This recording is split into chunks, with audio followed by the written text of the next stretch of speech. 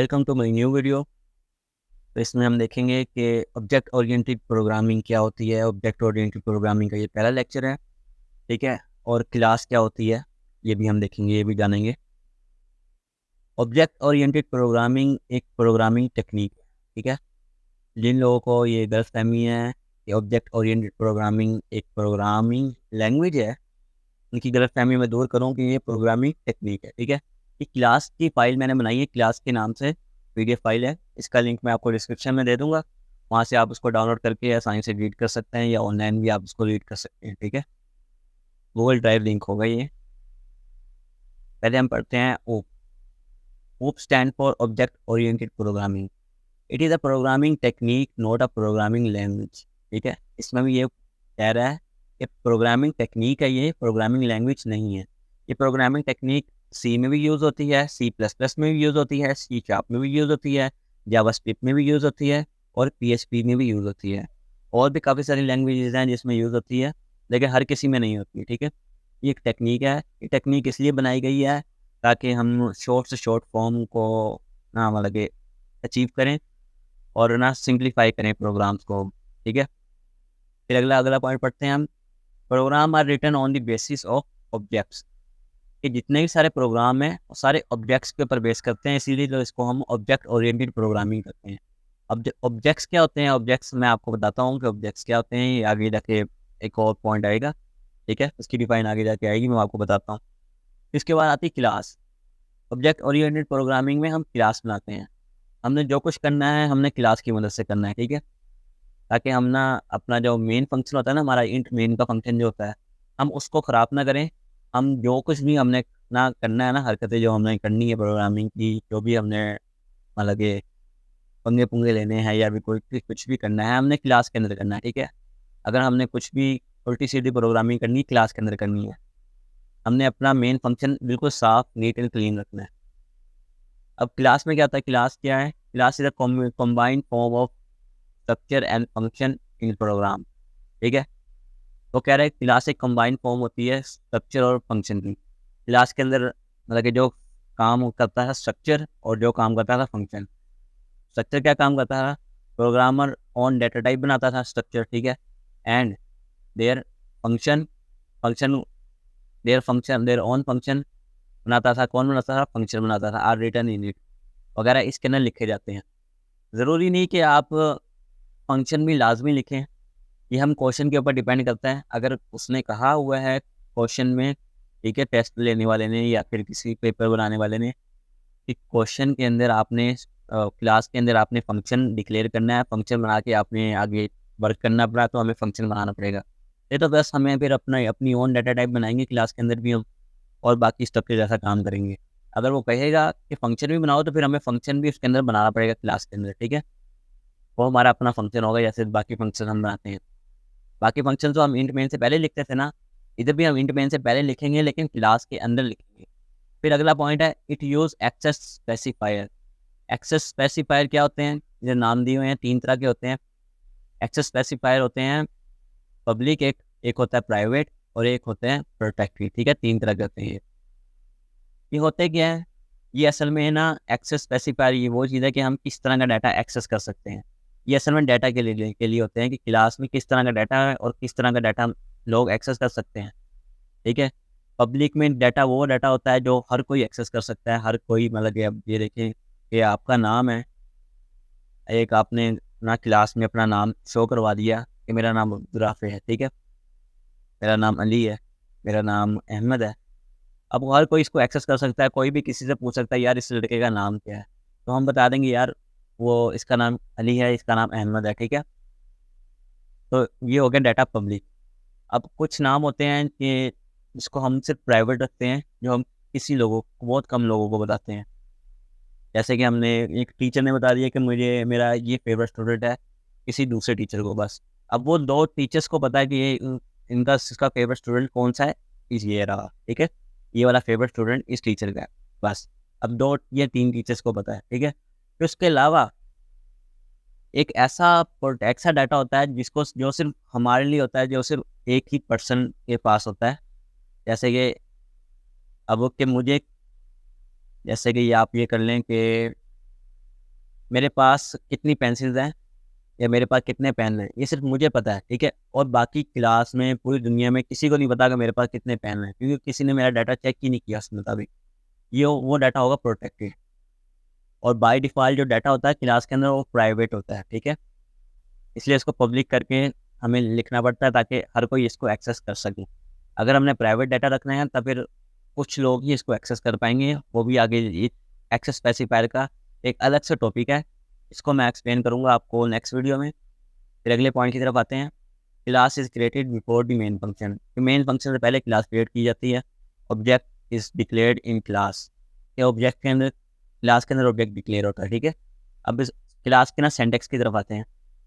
Class लिखते हैं हम, क्लास का कीवर्ड लिखते हैं, फिर उसके आगे क्लास का नाम लिखते हैं। ये नहीं कि नेम ऑफ क्लास ऐसे लिखेंगे, नहीं, ऐसे नहीं लिखेंगे। नेम ऑफ क्लास मैंने एग्जांपल दी है, उसको हम लिख सकते हैं एज अ स्टूडेंट। स्टूडेंट की क्लास लिख सकते हैं, इधर पूरा मैं लिख रहा हूँ स्टूडेंट, ठीक है। और स्टूडेंट की क्लास बन जाएगी, और स्टूडेंट की क्लास के बाद क्लास की ब्रैकेट्स आती हैं, और उसके बाद सेमीकोलन आता है, ठीक है। और उसके अंदर क्लास की बॉडी आती है। क्लास की बॉडी के अंदर क्या क्या होता है मैंने आपसे वो भी बताया। क्लास की बॉडी के अंदर हम स्ट्रक्चर देखे, जैसे हम अपनी डाटा टाइप बनाते हैं, ठीक है। और अगर फंक्शन बनाने का कहा हुआ है क्वेश्चन के अंदर तो हम फंक्शन बनाएंगे, वरना हम फंक्शन नहीं बनाएंगे, ठीक है। ये है क्लास की बॉडी के अंदर ये काम होगा। फिर ऑब्जेक्ट क्या होता है? ये वही ऑब्जेक्ट है जिसके ऊपर सारी ऑब्जेक्ट ओरिएंटेड प्रोग्रामिंग बेस करती है, ठीक है। Object is the collection of data and function. Object collection of data और फंक्शन का होता है। कौन सा डाटा? वही जो हमने डाटा ऊपर स्ट्रक्चर में मतलब कि क्लास के अंदर जो बनाया है, ठीक है। और वही डाटा जो क्लास के अंदर हमने बनाया है, और वो फंक्शन जो क्लास के अंदर हमने बनाए हैं, वो उसका उसका कलेक्शन होता है, ठीक है। ऑब्जेक्ट रिपीट्स आप रिलेटेड अ सॉरी ये रिलेटेड है, रिलेटेड अ पर्सन, थिंग और place in real world. Object relate करता है, ठीक है। अ पर्सन, ये वो पर्सन भी हो सकता है कुछ, वो चीज़ भी हो सकती है, वो जगह भी हो सकती है, रियल वर्ल्ड के मतलब भी हो सकती है, ठीक है। अब जैसे कि मैंने जो स्टूडेंट बनाया, स्टूडेंट की क्लास बनाई, और मैं ऑब्जेक्ट ले लेता हूँ अली, ठीक है। अली मैंने ऑब्जेक्ट ले लिया, अली एक रियल इंसान भी है, ठीक है। ये वो एग्जांपल दे रहा है। अब इसका सेंटेक्स देखते हैं। इंट मेन में आए हम, ठीक है। इंट मेन में हमने क्लास का नाम लिखा, ये वही क्लास का नाम है जो हमने समझ लो यहाँ पे स्टूडेंट लिखे थे ना, यहाँ पे स्टूडेंट लिख देते हैं, ये वही क्लास है। यहाँ पे डिक्लेयर किया हमने, और ये ऊपर ऊपर क्लास हमने डिक्लेयर की है। यहाँ पर हमने क्लास को कॉल किया। यहाँ पर कॉल करने के बाद क्लास का जो ऑब्जेक्ट होगा, क्लास का जो वेरिएबल होगा, मतलब कि क्लास का जो वेरिएबल होगा उसको हम ऑब्जेक्ट कहेंगे, ठीक है। अब उसका नाम हम कुछ भी रख सकते हैं, हम अली भी रख सकते हैं, हम ए भी रख सकते हैं, हम S1 भी रख सकते हैं, S2 भी रख सकते हैं, हम S भी रख सकते हैं, ठीक है। फिर उसके बाद जो प्रोग्राम की बाकी जो प्रोग्राम्स होंगे, प्रोग्राम बॉडी बाकी आएगी उसके बाद, ठीक है। अब एग्जाम्पल 1 के तरीके से मैं आपको समझाता हूँ कि हमने एक स्टूडेंट क्लास बनाई, इसके नाम की, क्लास के नाम की, स्टूडेंट के नाम की, ठीक है। ये मैंने कमेंट किया, comment public is a access specifier, कि एक्सेस स्पेसिफायर है ये। अगर हम इसको पब्लिक ना लिखते हैं तो पूरा डाटा प्राइवेट कर देता है, बाय डिफ़ॉल्ट पूरा डाटा प्राइवेट होता है क्लास के अंदर, ठीक है। इसलिए हमें एक्सेस करना है इसको, पब्लिकली इसको एक्सेस करेंगे कि कोई भी इसको एक्सेस कर सकता है। इधर डाटा टाइप डिक्लेयर किया हमने, अपनी डाटा टाइप। देखिए पहले तो हम डाटा टाइप डिक्लेयर करते थे स्ट्रक्चर के अंदर, हम लिखते थे स्ट्रक्चर का कीवर्ड और स्ट्रक्चर का नाम, वो हमें लिखने की ज़रूरत नहीं है, क्योंकि क्लास से कमेंट कर रहे हैं। क्लास में उसका पैटर्न पकड़ेगा, क्लास उसके पैटर्न के मुताबिक करेगा, लेकिन क्लास में वो हमें स्ट्रक्चर का कीवर्ड नहीं लिखना पड़ेगा, ठीक है। इंटीजर का एक रोल नंबर हमने लिया, स्ट्रिंग का नाम लिया, और फ्लोट का हमने मार्क्स लिए, ठीक है। और इधर एक और कमेंट किया, declare function for input, input के लिए डिक्लेयर फंक्शन किया। और एक और कमेंट है कि जो सेट का फंक्शन है ना, सेट का, वो पहले से डिफाइंड फंक्शन है कि इनपुट के लिए यूज़ होता है।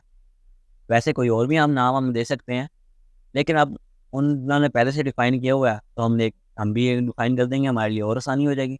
हमने इसकी डाटा टाइप वर्ड रखी कि कुछ रिटर्न नहीं कर रहा है ये फंक्शन। सेट का फंक्शन है, मतलब कि इनपुट का फंक्शन है। इनपुट क्या कर रहा है? ये 3 चीज़ें हमने 3 प्रोग्राम 3 जो स्टेटमेंट्स हैं, इन स्टेटमेंट्स को ना इनपुट कर रहा है। इन स्टेटमेंट्स को मतलब कि रन कर रहा है बस। अब इनपुट के लिए यूज़ हो रहा था, इसमें लाज़मी इनपुट होगा, या डाटा स्टोर होगा वेरिएबल के अंदर, ठीक है। प्रोग्रामर खुद स्टोर कर देगा या यूज़र स्टोर करेगा, ठीक है। अभी जब सी आउट किया हमने, ठीक है। सी आउट करके हमने एंटर आ रोल नंबर का, और रोल नंबर के अंदर ये वही रोल नंबर जो ऊपर डिक्लेयर किया था, उसी रोल नंबर के अंदर चला गया। ठीक है, और यूज़र ने एंटर किया होगा जो भी डाटा रोल नंबर के अंदर जाएगा, ऐसे नेम जाएगा, ऐसे मार्क्स जाएगा। ठीक है, फिर उसके बाद ये वर्ड की ये वाली वर्ड सेट की जो वर्ड सेट फंक्शन है, इसकी पूरी एक फंक्शन ये यहाँ पे डिक्लेयर हुआ, यहाँ पर ख़त्म हो गया। ठीक है, तो इधर मैंने ये डिक्लेयर किया हुआ है, इधर कमेंट किया हुआ है declare function for output data. ठीक है, और ये word get is a defined function for output. ये डिफाइंड फंक्शन है, जैसे कि वर्ड सेट था ऊपर डिफाइंड फंक्शन था, वैसे ही ये वर्ड गेट है डिफाइंड फंक्शन किसके लिए, आउटपुट के लिए। ठीक है, वॉइड इसकी मैंने रखी हुई है डाटा टाइप की, कुछ डिक्लेयर नहीं कर रहा, कुछ रिटर्न नहीं कर रहा। ठीक है, इसलिए इसकी डाटा टाइप वर्ड रखी है, और सेट एक फंक्शन है, डिफाइंड फंक्शन है, किसके लिए, आउटपुट के लिए। और यहाँ से शुरू हो रहा है, यहाँ तक जा रहा है। इसके अंदर क्या हो रहा है, इसके अंदर ना सी आउट कर रहा है, सी आउट में क्या कर रहा है, एंडल, और फिर इसके बाद ये लाइन डिस्प्ले कर रहा है। ठीक है, फिर उसके बाद एंडल दोबारा कर रहा है, एंडल करने के बाद दोबारा सी आउट कर रहा है, क्या कर रहा है, रोल नंबर, उसकी वैल्यू, फिर एंडल करके अगली लाइन में जाके रोल नेम की उसकी वैल्यू नेम की, फिर अगली लाइन में जाके मार्क्स, मार्क्स की वैल्यू, फिर अगली लाइन में चला जाएगा। ठीक है, और ये वैल्यूज़ कहाँ से ले रहा है, ये वैल्यूज़ यहीं से ले रहा है जहाँ पे यूज़र ने सीन किया था वर्ड सेट की मदद से। ठीक है, फिर उसके बाद ये ब्रैकेट यहाँ पे ख़त्म होगी, मतलब कि ये वर्ड गेट का फंक्शन ख़त्म हो गया। उसके बाद ये ब्रैकेट है क्लास की, उसके बाद सेमीकोलन लगा हुआ है, फिर इंट मेन आता है। इंट मेन के आने के बाद यहाँ पर सेट का स्टूडेंट कॉल किया हुआ है।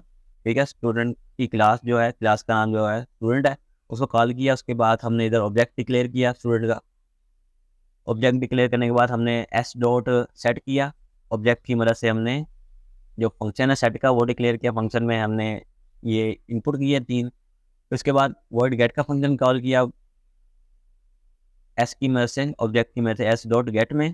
ठीक है, फिर उसके बाद आउटपुट क्या है, आउटपुट देख लेते हैं। एंटर रोल नंबर करके 17 आया, एंटर नेम, नेम करके एली आया, एंटर मार्क्स, मार्क्स में 87 आया। ये लाइन आ गई। ठीक है, जो रोल नंबर था वो उसकी वैल्यू आ गई, नेम करके उसकी वैल्यू आ गई, मार्क्स करके उसकी वैल्यू आ गई। ठीक है, ये था पहली एग्जाम्पल। दूसरी एग्जाम्पल की तरफ आते हैं। एक क्लास है, क्लास का नाम हमने रखा है कार। ठीक है, इधर भी स्पेसिफायर हमने पब्लिक रखा है, और इधर कार में हमने क्या किया है, कार में हमने मॉडल लिया इंट में।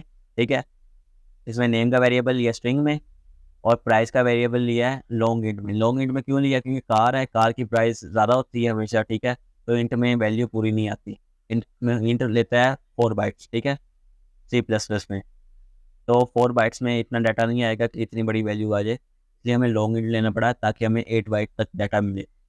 और डी भी हमने लिया डिस्काउंट के लिए। ये क्वेश्चन ऐसे है कि इसके क्लास की एक कार बनाओ। ठीक है, फिर उसमें वॉइड फंक्शन की मदद से आपने क्लास का नाम, क्लास कार का नाम, कार का मॉडल और कार के प्राइस एंटर करने हैं, और फंक्शन की ही मदद से आपने उसका डिस्काउंट कैलकुलेट करना है, और फंक्शन की ही मदद से आपने सिर्फ डिस्प्ले करना है उसका डिस्काउंट, और उसकी नेट प्राइस के डिस्काउंट में से ओरिजिनल प्राइस में से डिस्काउंट माइनस कर दें तो कितने प्राइस बाकी बचे आपके। ठीक है, ये आपने क्लास बनानी है, क्लास की मदद से आपने ये प्रोग्राम बनाना है। ठीक है, अब हमने ये डिक्लेयर तो कर दिए वेरिएबल्स। ठीक है, हमने अपनी डाटा टाइप के तौर पे डिक्लेयर कर दी है। उसके बाद डेट डिक्लेरेशन के लिए वही लिखा हुआ है कि सेट को कॉल किया इनपुट के लिए। इनपुट में क्या हो रहा है, हमने डिस्प्ले करवाया enter car data to know how much discount you get. ठीक है, फिर मॉडल आया, मॉडल में मॉडल का वेरिएबल है, उसमें जो वैल्यू डालेंगे ये डालेगा यूज़र, वो चली जाएगी। नेम डिस्प्ले हुआ, नेम में नेम डालेगा कार का, प्राइस में प्राइस डालेगा। ठीक है, फिर ये सेट का फंक्शन ख़त्म। फिर आ गया है वॉइड, मतलब कि वॉइड है कौन सा फंक्शन है, डिस्क का। डिस्क कौन सा फंक्शन है, ये मैंने खुद बनाया है कि डिस्काउंट के लिए, डिस्काउंट की शॉर्ट फॉर्म लिखनी है डिस्क। ठीक है, और ये वॉइड है कि कुछ रिटर्न नहीं कर रहा, बस कैलकुलेट कर रहा है। क्या कैलकुलेट कर रहा है, कैलकुलेट कर रहा है डिस्काउंट। ठीक है, और कैसे कर रहा है, ये इफ कंडीशन लगाई मैंने, इफ कंडीशन लगती है उसके नीचे जो भी वैल्यू हो उस पर डिपेंड करती है कि जी ये वैल्यू, अगर ये कंडीशन ट्रू होगी तो नीचे वाली वैल्यू प्रिंट हो जाएगी। ठीक है, अगर फॉल्स होगी तो ये स्किप कर देगा।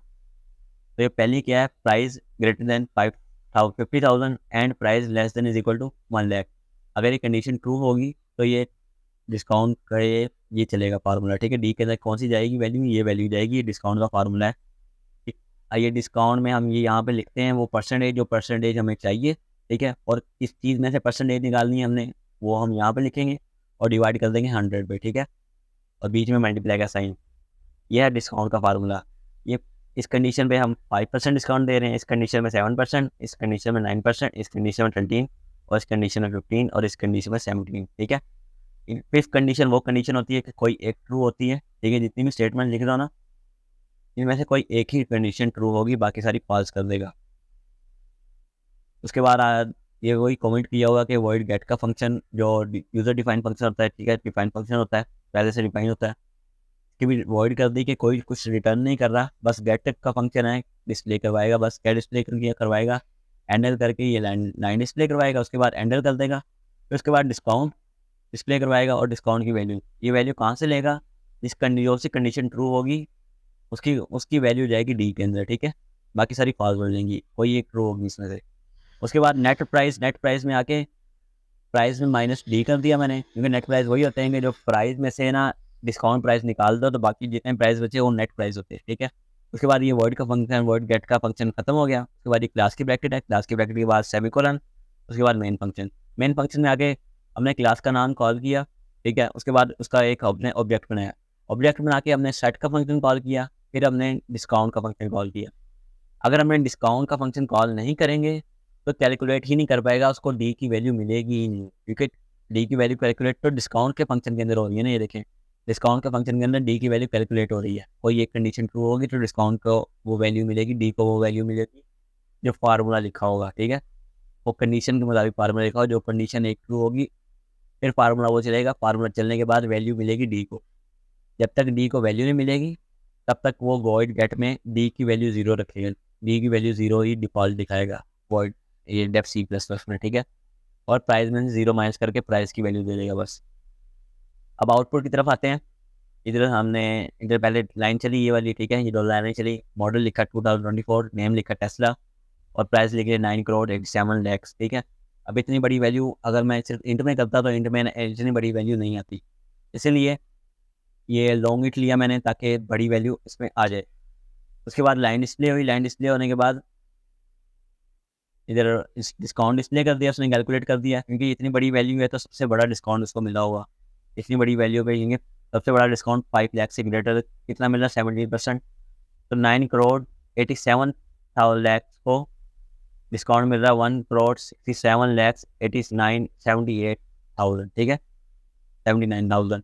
और नेट प्राइस मतलब कि इस प्राइस में से ये प्राइस माइनस कर दो और नेट प्राइस ये बनते हैं, ठीक है। अब एग्जाम्पल नंबर 3 की तरफ आते हैं। इसमें कैलकुलेटर है, ठीक है। कैलकुलेटर का क्या कर रहा है वो क्वेश्चन देता है कि कोई सी दो वैल्यूज, एक इक्वेशन लिखो आप, ठीक है, जो दो वैल्यूज को ना सोल्व कर रही हो, जिसमें प्लस की इक्वेशन हो, माइनस की हो, मल्टीप्लाई की और डिवाइड की हो इक्वेशन, बस, ठीक है। अब और उसको वो सोल्व कर दिया, आपने सोल्व करना है क्लास की मदद से, ये एक क्वेश्चन है, ठीक है। अब हमें चाहिए एक करेक्टर डेटा टाइप जिसमें हम ऑपरेटर रखें। एक कोई सी दो वैल्यूज़ है ना, दो वैल्यूज़ के अंदर एक लाजमी ऑपरेटर आएगा, प्लस का साइन आएगा, माइनस का साइन आएगा, मल्टीप्लाई का आएगा, डिवाइड का आएगा, ठीक है। चारों में से कोई एक साइन तो आएगा, इसलिए हमने ऑपरेटर रख लिया है।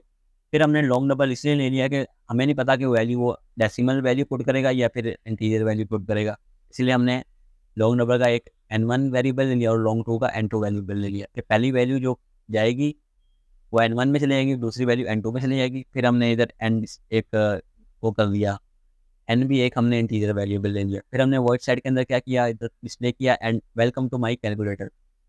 फिर हमने इधर एंटर कर दिया, एंटर प्रॉब्लम एंटर करने के बाद ये हमने एक ही लाइन में तीनों इनपुट कर दिए। एक ही लाइन में क्यों किए मैं आपको बताता हूँ, इसीलिए किए कि हमने अलग अलग फिर इनपुट लेने से बजाय हम एक ही लाइन में इक्वेशन यूज़र लिख देगा। और डिफरेंस किससे होगा, डिफरेंस होगा इससे, ठीक है।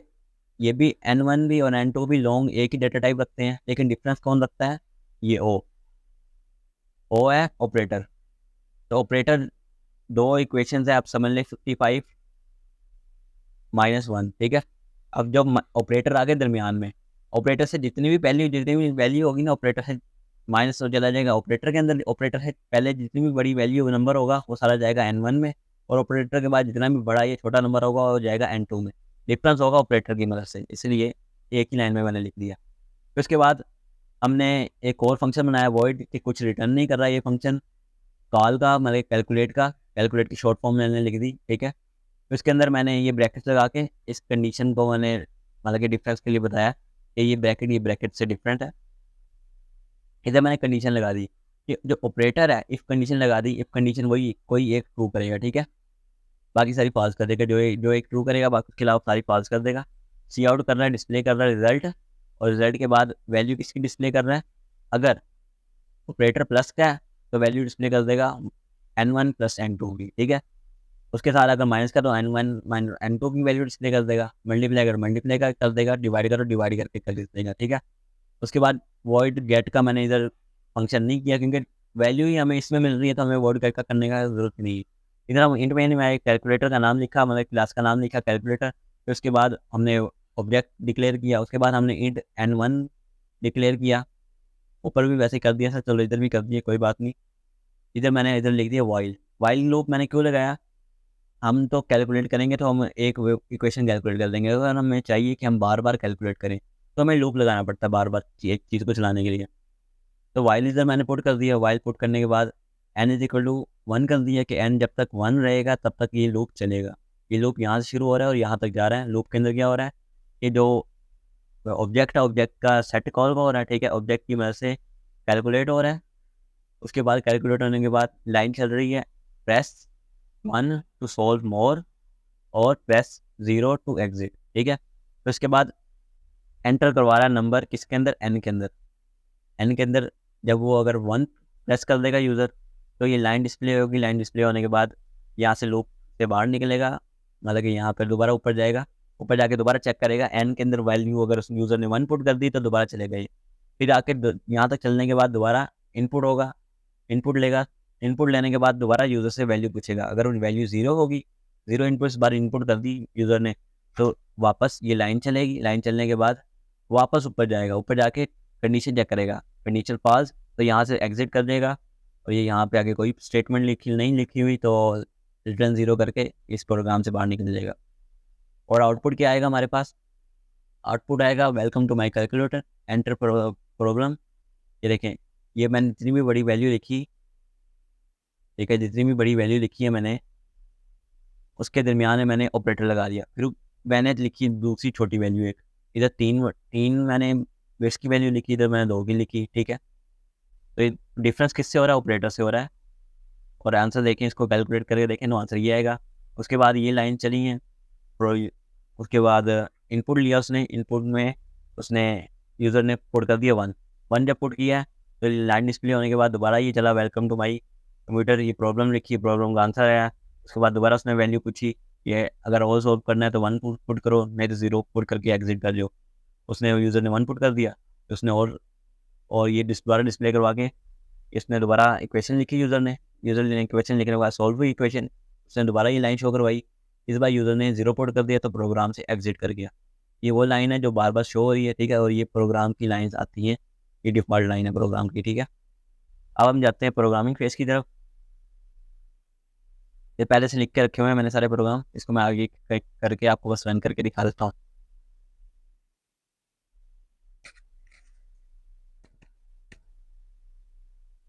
एंटर रोल नंबर में हम 1 पुट कर देते हैं, नेम में हम मास्टर कोड पुट कर देते हैं,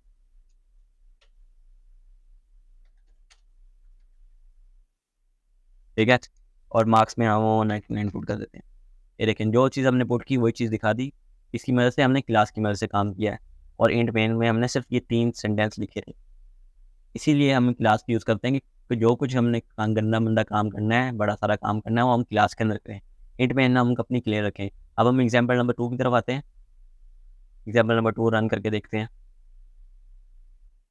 अब 44 अब 44 है, अब वो एक ही नंबर समझेगा इसको, -1। अब मैंने और सोल्व करना है तो 1 में पुट करूँगा, तो और सोल्व के लिए ये कह रहा है इन एंटर प्रॉब्लम, दोबारा प्रॉब्लम एंटर करो। अब 55 कर देता हूँ मैं। अब ये एक ही वैल्यू समझेगा जब तक मैं इसमें ऑपरेटर नहीं लगाऊंगा। अब अगर मैं ऑपरेटर लगा दिया इधर दरमियान में तो फिर वो वैल्यू देगा, लेकिन रिजल्ट 0 आ गया। अब अगर मैं 0 पुट कर दूंगा तो ये एग्जिट कर देगा, इसने एग्जिट कर दिया, ठीक है। अब हम चलते हैं एग्जाम्पल नंबर 3 की तरफ।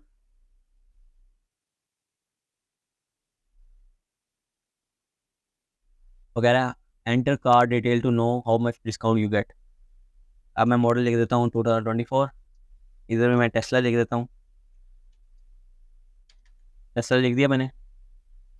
उसके बाद प्राइस, प्राइस मैं लिख देता हूँ इसके, अब मैं खुद से अपने लिख देता हूँ 7890000 ठीक है।